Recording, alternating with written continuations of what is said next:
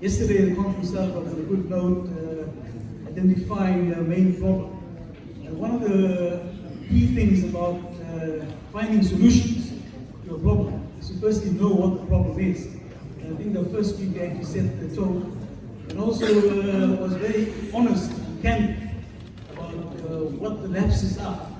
But this morning, what we want to do is go, what are solutions that we look at? We know that the results are not pleasing. And of course, remember yesterday, the speaker spoke on using a 30% pass rate, and all statistics were presented with that as a pass rate. The situation can look a lot more dire if you go to a 50% pass rate. For instance, only 23% of students obtained 50% in last year's mathematics paper. So that's actually quite a small number for a sizable population like ours. But in any case, we know all the problems, and we can't dwell just on the problems. Let's look at now where we're going to go with this and how we can achieve something for the future. Already the panelists represent various organizations that are making a dent in their own area of specialization. So I will ask each of them to tell us briefly what they are doing in the organization, what the main thrust is. Let me not keep repeating the question. If you could briefly tell us what the main thrust of your organization is. We're also joined by Prof. Gillian North from UKZN, former Dean of the School of Mathematics, Statistics and Computer Science, who will give us a perspective from UKZN. I thought the Prof. Tanasi will also join us. Is he with us? From UNISA. That he could also comment on the HEI input. But in any case, there are many organizations with us. I think I'll start off with my good friend on my left, who did not want to start. She's from SAICA. It's the South African Institute of Chartered Accountants, and they have a very big stake in mathematics. They really want to see mathematics go forward. So, Gugu Makanya is representing SAICA. Gugu, can you tell us what your organization's input is in this towards this call? Testing. Good morning, colleagues. Thank you, Chair. As mentioned, my name is Gugu Makanya. I am from the South African Institute of Chartered Accountants. And I say the because it is the leading accounting institute, which is widely known in the whole world. One of our key strategic drivers is to transform the profession to reflect the country's population demographics, such that we need to make sure that we've got two things that we want to achieve as the institute. One is to grow the pipeline of chartered accountants. Two is also to make sure that it is reflective of the population demographics.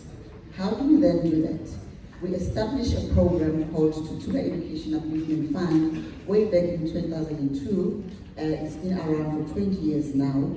And then the only aim for us is to make sure that we work from school level all the way up to qualification level. What is our strategic intent? Our strategic intent is to begin with the end in mind. Prof. Director mentioned that earlier on. Our end state is to make sure that we are 100% with the schools. Our national footprint is in the 100% of the schools that are doing mathematics and passing mathematics. Be it peer guidance, promoting mathematics as a subject of choice. We also want to make sure that the candidates that are writing the board exams in your terms, but we call it ITC and APC, those two board exams, they're reflective of the country's population demographics. We also want to make sure that our historically disadvantaged institutions, they are all accredited to produce chartered accountants. There are 5 of them at the moment, and they are all accredited at undergraduate level. That is our strategic intention. Thank you very much. Yes, I fully understand it from our point of view as UKZN. SAICA has played a big role, in fact, in my time as head of the department. SAICA forced us to have senior staff members take their students, accounting students. So they didn't want us to use, let's say, ad hoc lecturers to instruct the students. And they also made a change. They insisted on their students being the higher level of mathematics compared to their commerce level. So that's a good, positive start. And it's wonderful to see the organization making that in. Let's now go to Elaine Smallbones. Oh, from Reading to Learn, and they've got another interesting angle. Dave Avery will be telling us about it. Right, good morning everybody. Yes, Reading to Learn South Africa. It's not about learning to read, but about reading to learn. So So we're a teacher development organisation that works with teachers to give learners strategies to read for meaning across the curriculum and across phases. And as we know, there are so many issues with the change of LOLT in grade 4, and so many of our learners are learning maths in a language that they don't even speak themselves.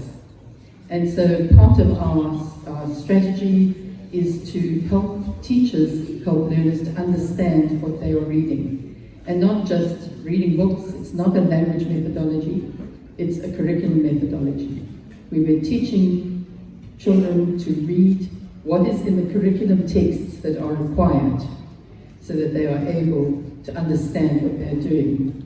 Now obviously it works really easily in languages, but in maths there are so many different aspects that need good language understanding.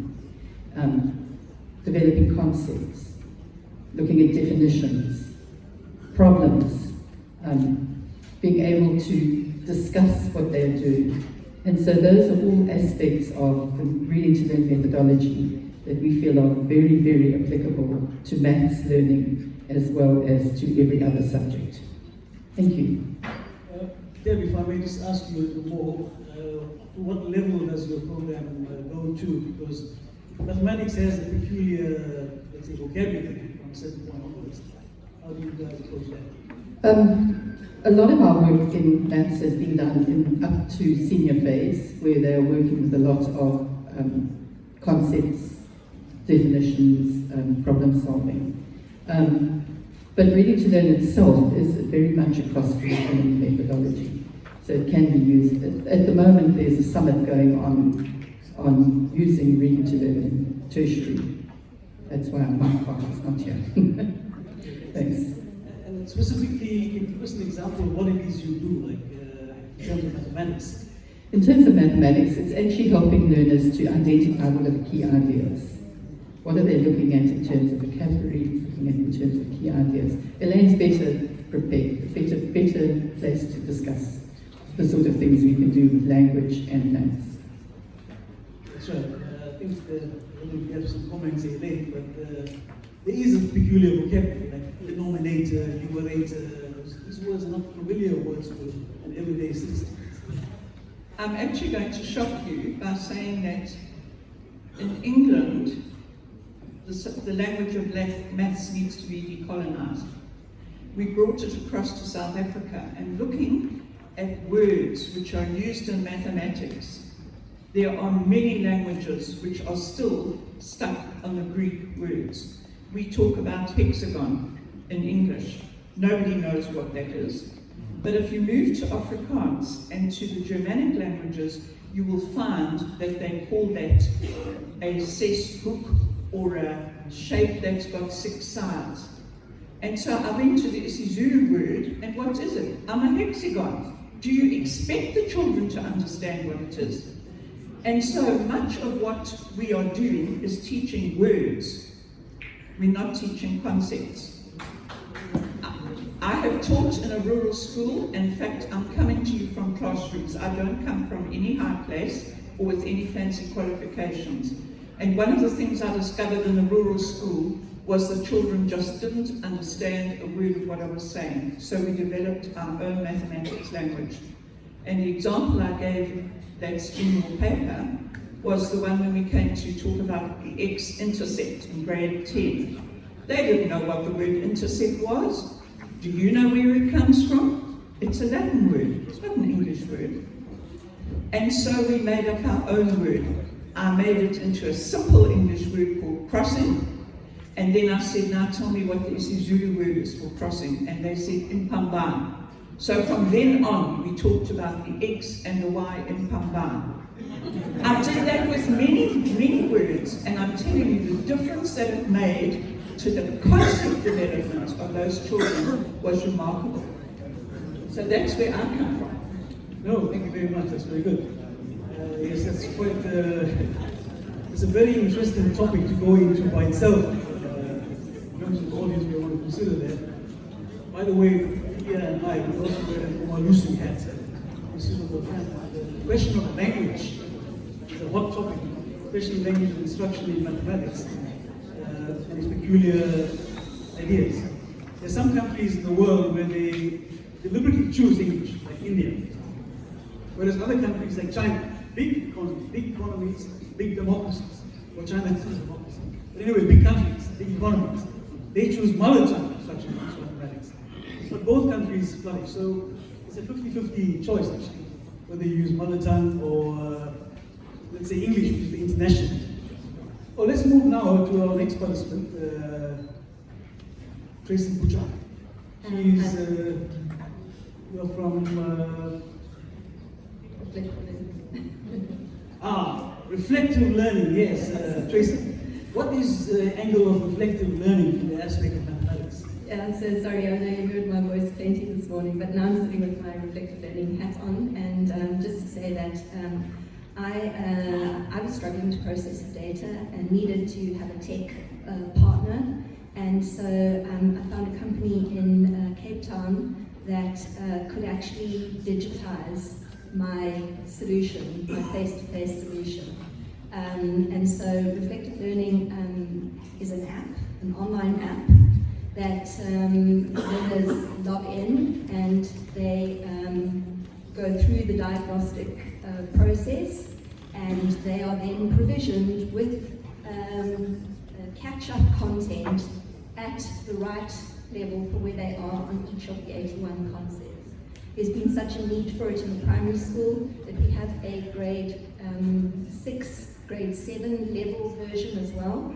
So learners in primary school that can go through a similar process. We benchmark grade 1, grade 3, grade 6, and catch up content. And just, I have to tell you, I'm not a technophobe, but I'm not a technophile. I would describe myself probably as a techno-skeptic. And I did not believe that the tech solution would be able to reproduce results like I had got face-to-face with learners, and I've had to eat humble pie because we actually have had learners exceed my results because they are empowered to be able to take control of their learning and progress themselves. So reflective learning partners with teachers in schools. There's a training program that takes teachers through the identification of backlogs using the tool.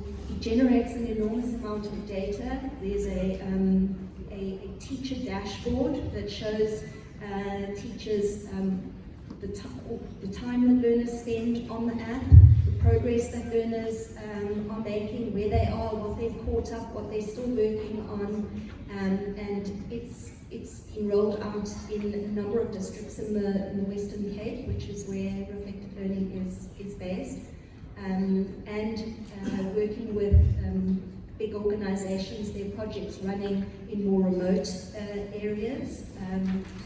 And as I said, also because there isn't such a thing available globally, it's actually a pilot in the UK has resulted now in schools taking it up there and in Australia as well. So it's a revolution to actually eliminate backlogs and catch learners up. And I just want to say one last thing, sorry, I know I talk a lot, I'm a teacher.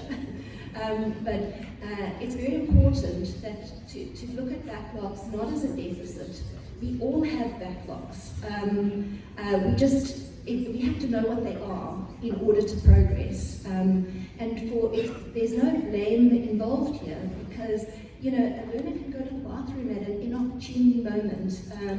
A learner can have an argument with a parent on the way to school and lose concentration in a lesson, and then you fall a little bit behind and you try to catch up and you build a structure of understanding that's got a gap in it. So the challenge is to be able to identify those gaps as soon as they appear.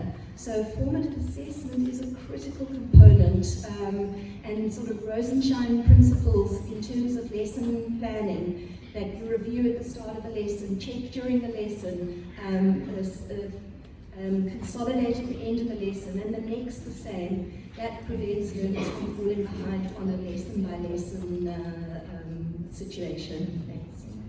Well, thank you very much, Ms. Butcher, for those comments. The audience might, maths teachers, they might recall a book by George Polya, famous Hungarian mathematician.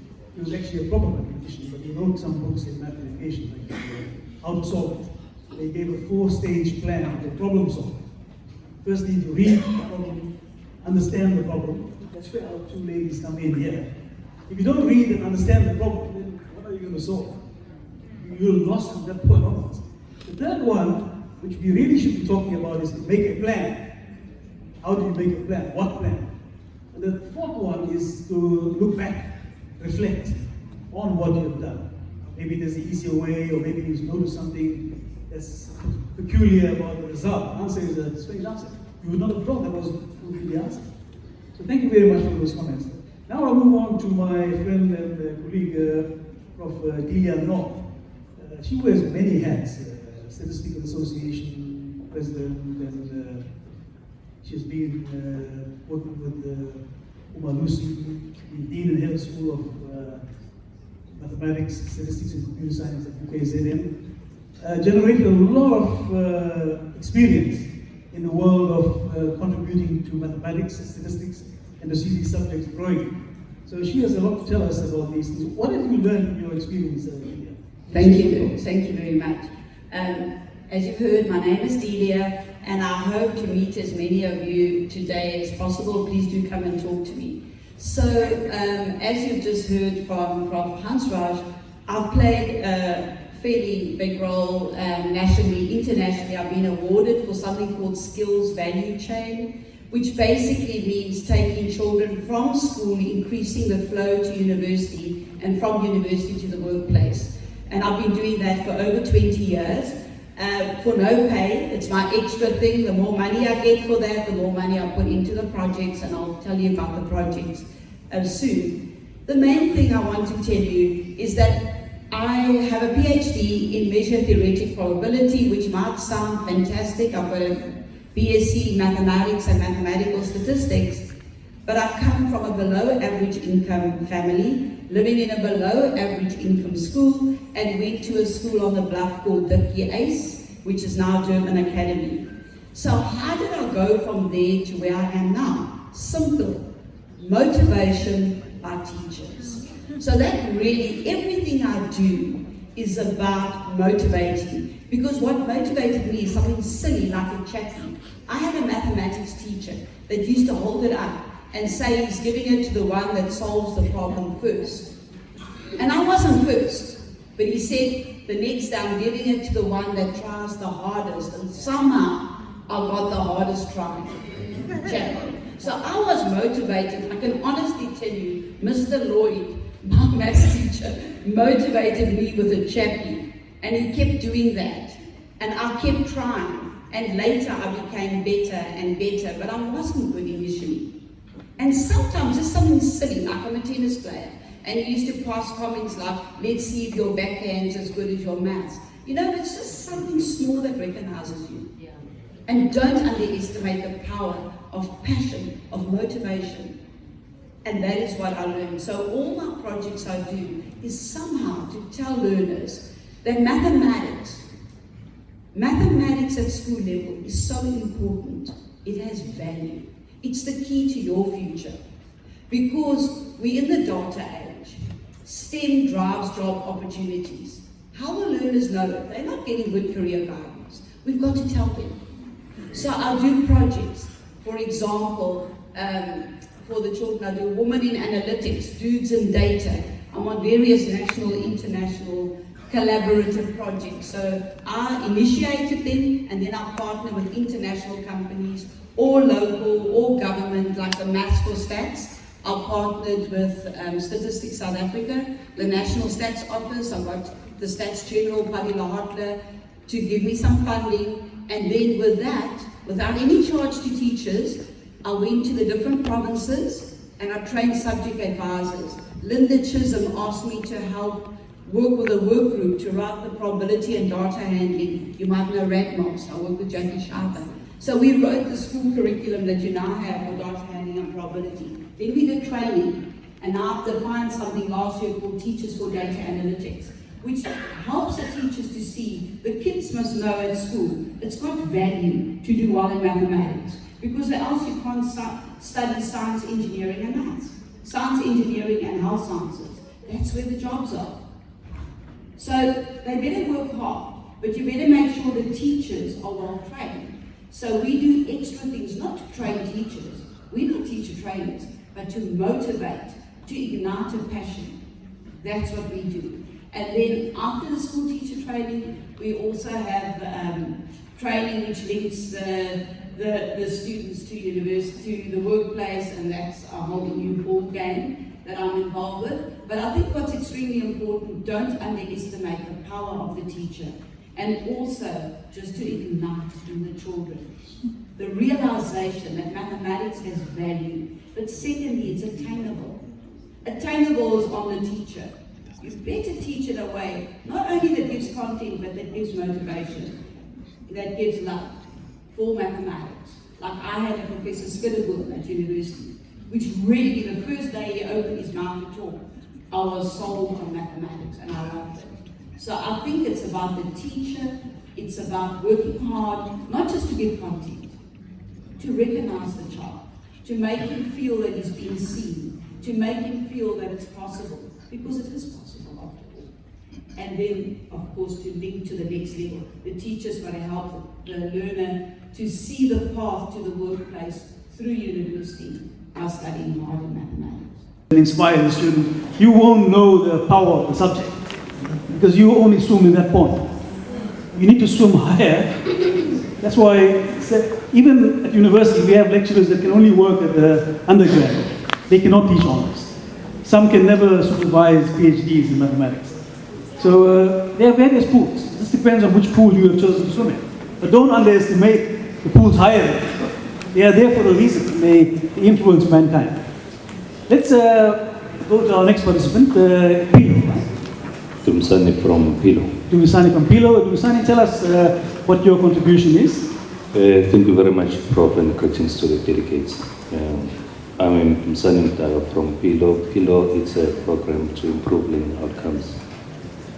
We are an implementing agent for the work that NECT is doing across the country through DPE. So in KZN, we work in different provinces, but here in KZN, we work in the infusion program or campaign. That was given birth while I think it was back in 2012, 2015. So we are working on the program that is called District Development Program or Model. Our focus is to ensure that there is instructional leadership in districts and schools, and there is an improvement in the learning outcomes. Our main area is the classroom, which is where teaching and learning is taking place. But we are not working directly with teachers. We work through a system-wide approach. So as we work with districts, we are focusing on the core, which is teaching and learning. So we work with various sub-territories in the districts, as well as the territories in the province. So for us, it's to focus on teaching and learning and nothing else. So we have different approaches and methodologies that we do in doing capacity building and leadership and management of the curriculum across the system. We work with districts to train SMT so that they support teachers, because teachers are the strategic players in teaching and learning. So the classroom for us becomes a very important area where time needs to be protected, where resources need to be put in, where teachers need to create conducive and safe environment for our learners to learn.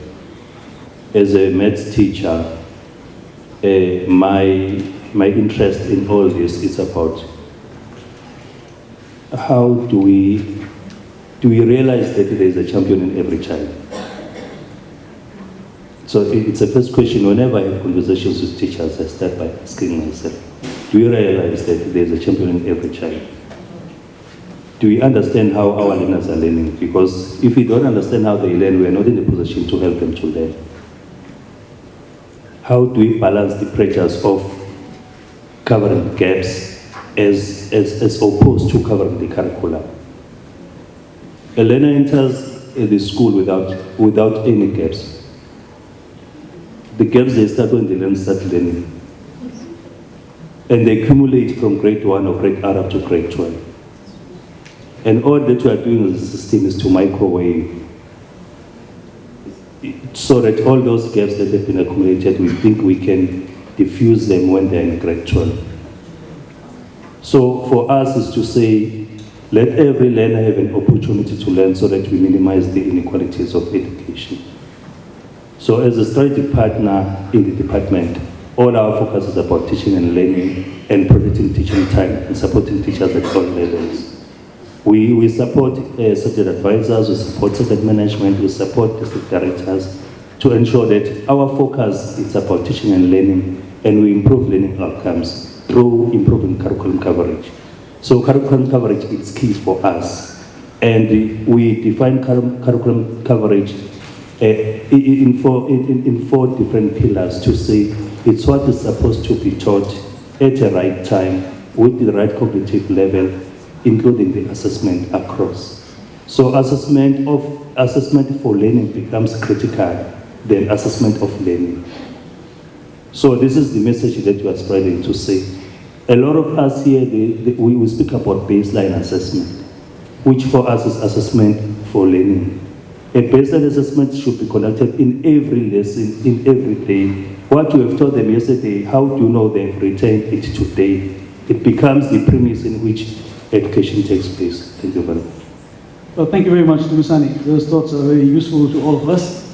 And I'm glad you spoke on the topic of assessment, because that's another key area of the problem itself. One thing you have to admire about government is that they haven't said you must think over the exams, make the exams easier. They've accepted that we are at a certain level, and let's try to bring the students up to the level, not make, because you can also improve the pass rate by making the questions easier. Like we can do at university. That's why I don't have much regard for university teaching, because you set the papers, your students, you can rejig it, and you can set questions that you already taught in class. The students just regurgitate that, and you can appear like a fantastic teacher, pass rate of 80%. But if you've got students writing the matric exam where it's an external paper, somebody else is setting the paper, a different ball game altogether. In my opinion, in my life, I think that's the pinnacle of success as a teacher.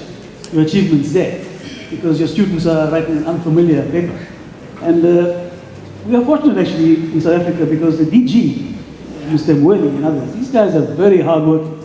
From the Omalusi side, we see them work. And we had this conversation about maths results. We asked him last year, are we satisfied that we have reached a benchmark? By the way, just to clarify, 30%, when we speak about 30%, that doesn't mean that that's a competency level. Government is not saying that that's what a competent mathematics student should achieve, or geography student, or whatever. That's simply a logistic tool to allow people to exit the system. If you set the bar at 50% or even 40%, the number of students that will remain in the system will clog the system. Your child, who is 18 years or 17 years, will be sitting with a 21-year-old child because they can't pass. So the government allows them to leave the system, go into a work. Aim is not over for them. They can come back and do studies further later on. So that is the rule. It doesn't mean 30% is the benchmark when it comes to assessment. Now let's go to our next participant. Smangaliso from? Twala, from Count. From? Count Educational Institute. Count, yes. Yeah. Definitely you count. Yes. Please, Mr. Twala, you can tell us about Thanks, your... Prof. My name is Smangaliso Twala, also known as Smangi, but in KZN they say Smanga, which is still fine, but still me. I work for Count Educational Institute, which is one of the oldest non-profit making organizations in South Africa. We've got more than 30 years in the field of mathematics. We've been involved in many of the changes that have been taking place in education, and we have been one of those that have been lucky enough to work side by side with most of the changes that are happening in the country. We've worked with PILO, in Chiga Infundo, when it started, in the 2 districts here in KZN. We were the ones that were producing those material, the grade 4 to 5 material for Chiga Infundo. But we are a maths NGO, and our focus is mostly in the primary section. We work with teachers, we work with parents, we work with learners. We've got 4 programs that we're running. A teacher development program, where we work directly with the teachers in terms of their own content knowledge, understanding of the concepts themselves. You will be surprised that most of the teachers teach things that they themselves do not understand. I could give some examples. When we do fractions, and especially now think about the fact that we are in the primary section, when you have to divide by a fraction, you immediately start by saying the number. You start by changing the sign. If it was a division, then you change the sign. In the child's mind, the thinking is, why are we doing that? And the teacher is not even able to answer why. And then you invert the number that you're dividing with, why? And then the teacher says, that's what we do in mathematics. And it's not like that. And so our organization assists teachers to understand why it looks like. It's not like that. It looks like you are changing the sign. It looks like you're inverting the number. So we go through a lot of those activities with teachers, and also making them understand, if you're teaching fractions, what are the things that can actually go wrong with the fraction? That's where we start. We just don't jump into that. We start by also showing them why fractions are important. And Tracy has been talking about it a lot, that your algebra, you won't be able to do algebra without your fractions, the understanding, the basic understanding of the fractions. And it also involves the language that you have to use in dealing with fractions. I'll make a little example. I can't remember, but it was here in KZN and up in the northern side, and I was working with grade 6s and grade 7s, I think, in fractions. And then we started talking about what the fraction is, and those children don't know anything. They start by saying a fraction is a number over another number. And that immediately tells you that they've got no concept of this thing. And so we started doing some activities with them and cutting things and stuff like that. And then at the end, when we name the fractions, we name them correctly, as the curriculum says we need to name them. The curriculum doesn't say talk about 1/2 or 3/4 or something like that. It says it's 3/4, it's 4/3, it's 5/2 or stuff like that. So after a while, the children started understanding what the number on top does. I didn't talk about numerator. I talked about what that number does. So the children started saying, oh, that number is actually counting. And what is it counting? And then they started saying, after a long time, we started saying, oh, it's like the number at the bottom is giving us the name of the things that we're counting. And then they said, one of them said, oh, I see now. It's like when we have different political parties, you are one Inkatha, two Inkathas. So it's three Inkathas.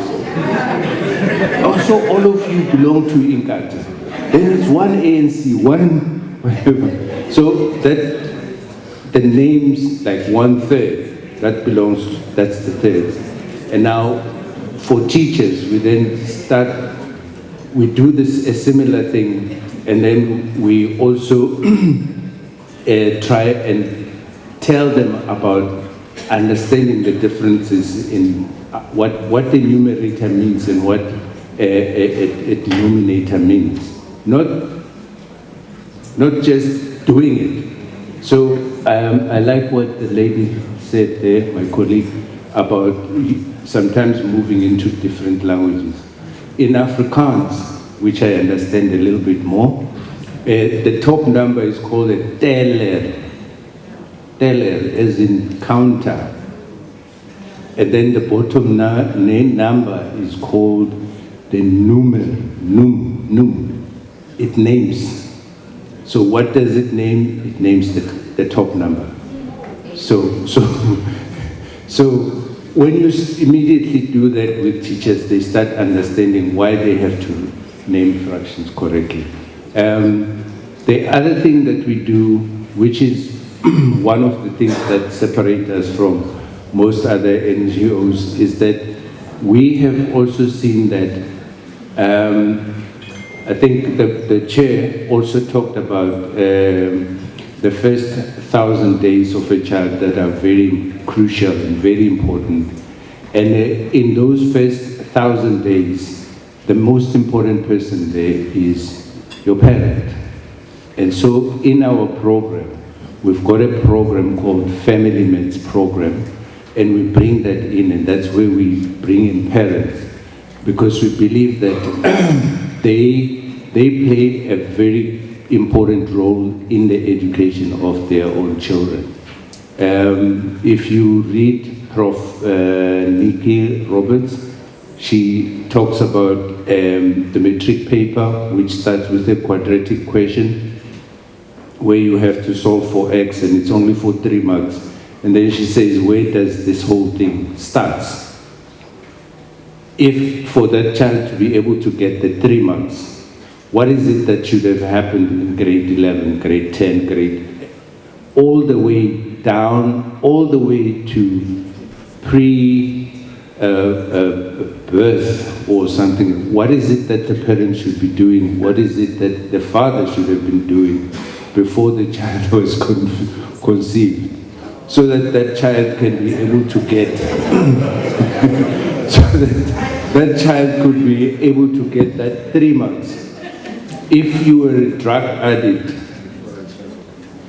and when you were pregnant, I don't know whether that child will be able to get that 3 marks or not.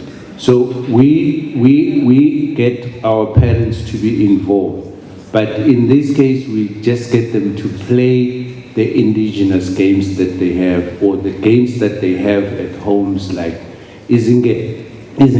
That's Ibang. You have one stone, diketo, I don't know what you call them in English, but you have a hole with stones in, they are usually about 12, and parents are playing that in the rural areas. And you throw one stone up, and then as you do that, you take out the stones out, and then you have to put all of them back, maybe counting in ones and counting in twos, until like that. Something like that. Those games that parents are playing at homes, we encourage them to continue playing them. And we make our teachers to be aware of those. And then we have managed to link our games. We've got manuals from grade 1, from grade sorry. I'm very sorry to okay. pause there. Sorry. I would like to give all participants equal amount of opportunity. My apologies. I'm a university teacher, so when we say 45 minutes, if you don't stop talking in 45 minutes, children leave. They go to the next class. The audience here is very kind. They said you can chew over time. but I'm Bridget. Let's hear from our, but thank you very much. Your very important contribution you made there. We appreciate that. I'm sorry we didn't learn all the names of our participants because we didn't meet. This is Pata from CASME. Oh, Pata from CASME, yes. We have met before and we tried to get some synergies going early on. Tell us about CASME, Pata. Morning, colleagues. I won't take much of your time. I hope everyone knows CASME here. This is the Center for the Advancement of Science and Maths Education. Probably our name is going to change very soon because we're actually getting into the STEM era. And so while we work with NS, Physical Sciences, in FET, and Mathematics across all grades, we've also now ventured into technology because we're starting to also assist teachers with coding and robotics. And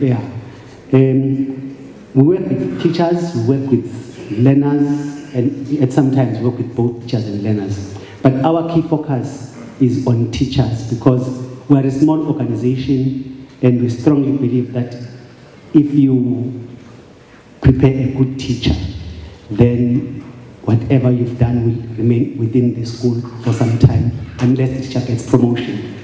But learners, they come this year and they are on to the other grade.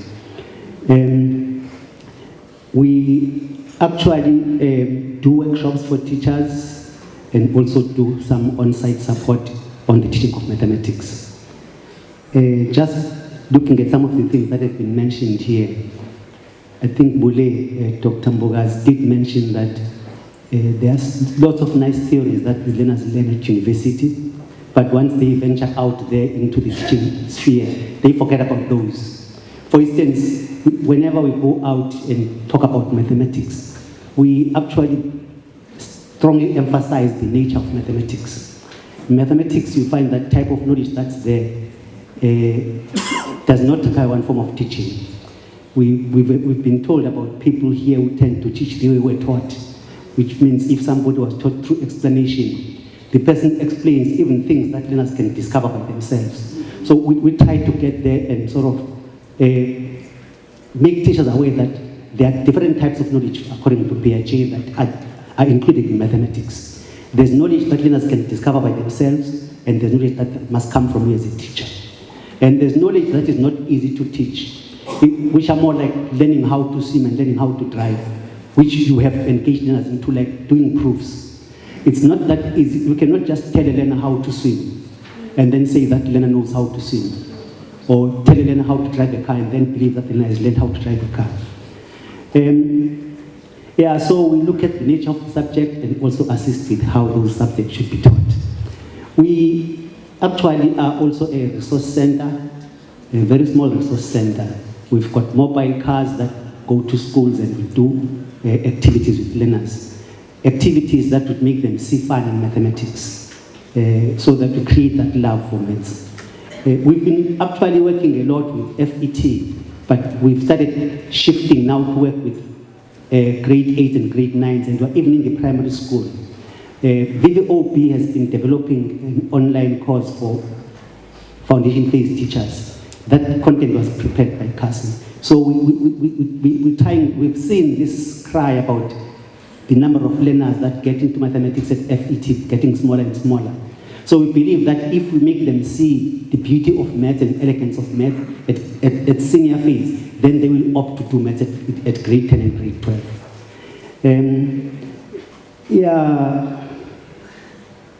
Of course, generally, the way we operate, we support whatever the department wants to see in schools. So we do things according to the prescripts of CAPS, and if documents like the teaching math for understanding, we try and encourage use of those. While we prepare materials for teachers, we encourage them to use the DBE workbooks because they have resources. But yeah, we don't generally, we do produce materials for teachers, but quite often we use material that's there. Recently, as CASME, we've also ventured into some bit of research. For instance, during COVID in 2020, Date Homo was with us. We did profiling of subject advisors in South Africa. and where we found that the number of advisors was quite very small, especially in maths, and how the advisors are categorized in different provinces. While in some provinces you've got primary advisors and high school advisors, here in our province we've got InterSen. And our InterSen is different from that of Western Cape. In Western Cape, InterSen goes up to grade 7 because 7 is housed in the primary school. But for us, InterSen moves from grade 4 up to grade 9. So we looked into all those things and made some recommendations. We've been doing a study just recently, again, looking at the IT landscape in the early grades mathematics teaching. So I'm trying to say that we're doing all things that probably might help with the teaching and learning of mathematics and science. Yeah, I think I need. Yeah. Oh, you've done. Thank you very much. We appreciate those comments. CASME is a very old player in the game, and they've been contributing for decades. I think many of us know the work of CASME. I mean, even before UKZN came forward and so on. Yes, I want to agree with you. Even Smanga, when you say they are an old organization, I think we're older. Yes, Mangaliso, I have a problem. You see, he mentioned Inkatha 3 times and ANC twice. So I hope he's not trying to use this platform. But I don't think he meant it. Thank you very much, participants on the panel. Our time is almost up. We just have 1 minute left. But unfortunately, I know you have a lot to say. Teachers, the most dangerous thing is to give a mic to a teacher, such as myself. Well, actually, to a university lecturer, it's worse. Half a minute. How do you read in maths? Anything from which you get information has to be read. So we have text, we have diagrams, we have pictures, we have graphs. We don't only read with our eyes, and this is where I think we're missing the boat. We need to read with our ears, and we need to read with our fingers. A blind person reads Braille, and we are not giving our children the opportunity to read information with their fingers, with their ears, with their mouths, and with their eyes. And that is where I come in with Reading to Learn, is that there's specific reading skills that you need for maths. Thank you. We'll just give 30 seconds to my colleague Delia, since I'm partial. Favoritism. Yeah, quick last thought. I think what's really important is to reflect on what happens to our successors. I'm part of Graduate Employers Association of South Africa as well. I don't know how much you are aware, but 46% of learners who pass grade 12 as their highest level of education are unemployed. Nearly half of the successors at school in 2021 were unemployed. University graduates with degrees, what was the number? 32%. So now you think we're nearly 1/3 of our graduates with degrees. Forget all the ones that fail and drop out of school and university. Nearly 1/3 of your graduates are unemployed. Nearly half of your successful grade 12s that get all the way up there that you've taught so well don't get jobs. They're misaligned. Teachers are change agents. I run something called Teachers for Data Analytics. It's your jobs as teachers to open the eyes of the learners, not just to get grade 12, to go into STEM areas, science, technology, engineering, maths. That's where the jobs are. They need mathematics. They need mathematics at a high level. Teachers need to give them the motivation with passion. Thank you, Adelia. I think that's a very good place to pause the conversation, because I think the aim of this meeting is to find solutions to that problem of pass rates and also participation rates, both. I didn't agree with my colleague from UKZN yesterday who said that we should be happy with lots of children doing math literacy. I don't agree entirely. The power lies in mathematics. That's what's going to open the doors for children. If you want to enslave them and keep them at a certain level, so they are just functional units of society and that's all they can do, read their water account and light bill and tax form. In fact, even professors don't even read their tax forms. They pay people to do their tax forms. But that should not be the level we want to enslave people at. That's okay for now. In fact, we strongly believe that the standard grade type of situation was better at least children had exposure to some more serious mathematical topics, if not at the level that you need at university. But I thank all the participants. No, I am. The Government Gazette on the 1st of August 2022 listed 140 critical skills. And if you read through those skills, which I have, more than 100 require mathematics at a very competent level in grade 12.